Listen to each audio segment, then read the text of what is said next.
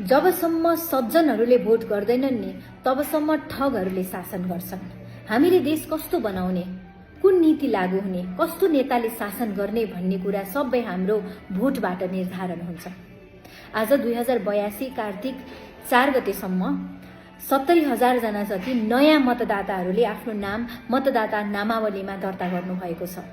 अझै धेरै जनसङ्ख्या हुनुहुन्छ जसले भोटर आइडीमा आफ्नो नाम दर्ता नै गर्नु भएको छैन, भोटर आइडी बनाउनु भएको छैन, रजिस्ट्रेसन गर्नु भएको छैन।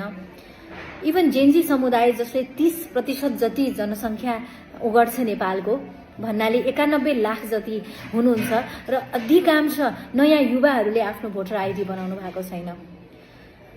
म केही महिना अगाडि 3-4 वटा जिल्ला विकट ठाउँमा जाँदाखेरि त्यहाँ धेरै युवाहरू भोट हाल्न उत्सुक हुनुहुन्छ, तर उहाँहरूले रजिस्टर गर्नु भएको छैन, पोलिटिक्स प्रति इन्ट्रेस्ट देखाउनु भएको थिएन। तर राम्रो कुरा पछिल्लो समय जेन्जी युवाहरूले पोलिटिक्समा हस्तक्षेप गर्न खोजिराख्नु भएको छ, सिस्टम क्लिनअप गर्न खोजिराख्नु भएको छ, नो करप्सन मुभमेन्ट चलाइराख्नु भएको छ। यहाँहरूले जति पनि मुभमेन्ट गर्नुहुन्छ त्यसलाई संस्थागत गर्नको लागि, त्यसलाई सक्सेस गराउनको लागि इमान्दार व्यक्तिहरू गभर्मेन्टमा जानुपर्छ। इमान्दार व्यक्तिहरूले इलेक्टेड भएर सांसद भएर जानुपर्छ र त्यसको लागि यहाँहरूले भोट गर्नुपर्छ। म यहाँहरूलाई अनुरोध गर्न चाहन्छु, यो चाडपर्वमा यहाँहरू आफ्नो घर जानुभएको होला, तिहारको शुभकामना साथै आफ्नो नाम चाहिँ भोटर आइडी लिस्टमा, भोटर रजिस्ट्रेसन लिस्टमा छ कि छैन भनेर यहाँले चेक गर्नुहोला।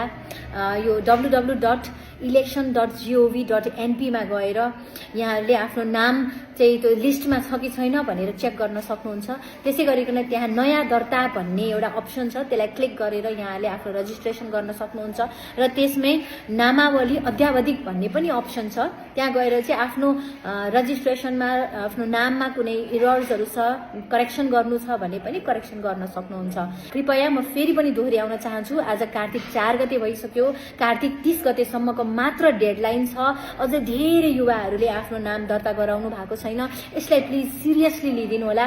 अब हामीले गर्ने आन्दोलन भनेकै मतबाट गर्ने हो, मत क्रान्ति गर्ने हो, भोट हालेर आन्दोलन गर्ने हो।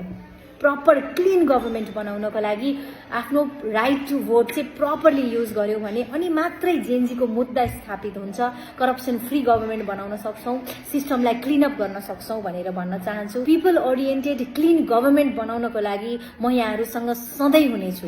नमस्कार।